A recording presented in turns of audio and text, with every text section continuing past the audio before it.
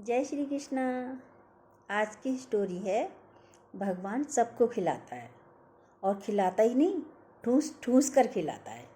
कैसे?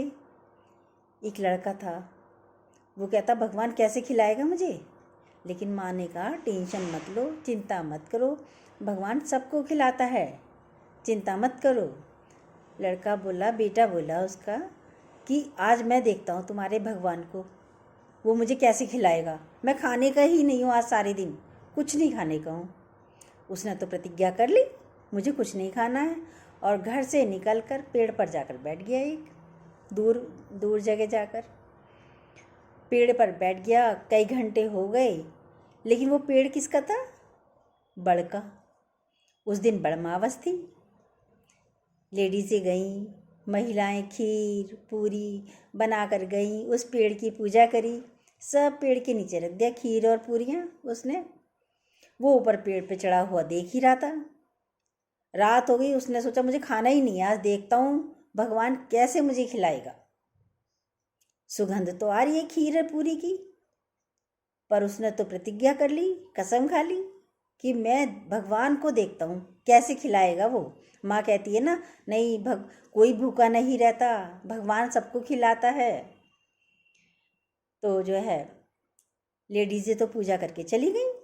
अब हुई रात, उस पेड़ के पास कुछ चोर आए और वहाँ पे खीर पूरी रखी देखी। उस पेड़ के नीचे वो अपना सामान जो चोरी का होता था गड्ढा करके दबा रखा था चोरों ने। उन्होंने देखा आज ये खीर पूरी रखी है, कैसे रखी है आज यहाँ पे। इधर उधर देखा, कोई है ही नहीं। फिर ऊपर देखा तो एक लड़का बैठा हुआ है। कह रहे ओहो, इसको पता चल गया, हम यहाँ ही खजाना दबाते हैं। उस चोरों ने कहा नीचे उतरो। उसने गर्दन हिला दी, नहीं। फिर कहा नीचे उतरो, फिर गर्दन हिला दी, नहीं उतरने का नीचे। आखिर एक चोर ने हाथ पकड़ के उसे नीचे उतार लिया। कह रहे जरूर तूने इसमें खीर और पूरी में तूने जहर मिलाया है ताकि हम खाएं और मर जाएं, और सारा सामान जो है हमने जो चोरी का सामान है तू ले जाए। उसने मना करा, भैया मुझे पता ही नहीं आपने कोई सामान रखा है। लेकिन चोर कहाँ मानने वाले थे।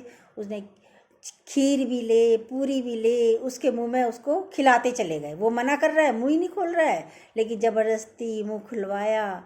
एक पूरी खिलाई, दो पूरी खिलाई, ऐसे ही खीर खिला दी उसे ज़बरदस्ती। उसके पेट में जगह नहीं है, पर उसे ठूस ठूस के खिलाए चले जा रहे थे। अब उसे माँ की याद आई कि भगवान ठूस ठूस के खिलाता है। वो चाह भी नहीं रहा है व्यक्ति, लेकिन भगवान ठूस ठूस के खिलाता है। भगवान किसी को भूखा नहीं रखता।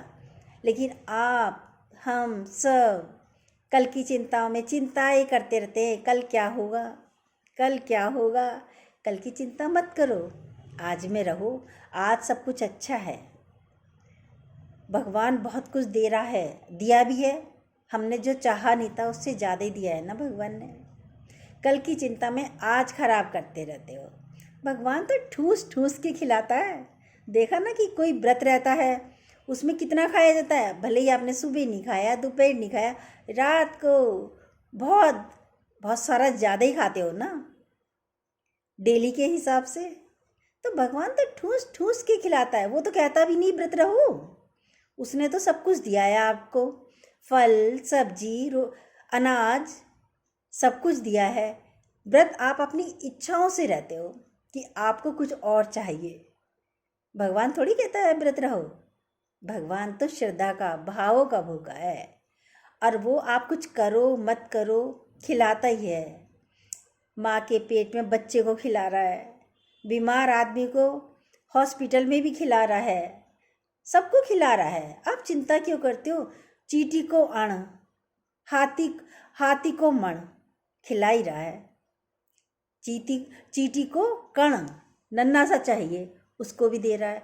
हाथी को बहुत सारा चाहिए, तो उसको भी खिला रहा है। कोई हाथी कुछ कर थोड़ी रहा है काम, या चींटी कोई काम थोड़ी कर रही है, पर सबको दे रहा है। तो चिंता मत करो, खुश रहो, मुस्कुराते रहो। चलो, जय श्री कृष्ण।